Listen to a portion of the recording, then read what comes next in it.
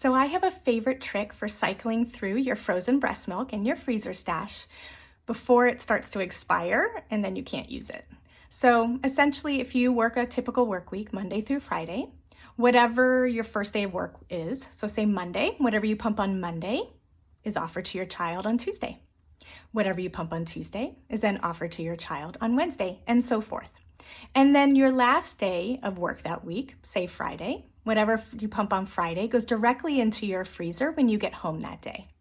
And then on Sunday night, you go into your freezer, you pull your oldest milk that you can find, and you stick it in your fridge so it will defrost and it can be used on Monday.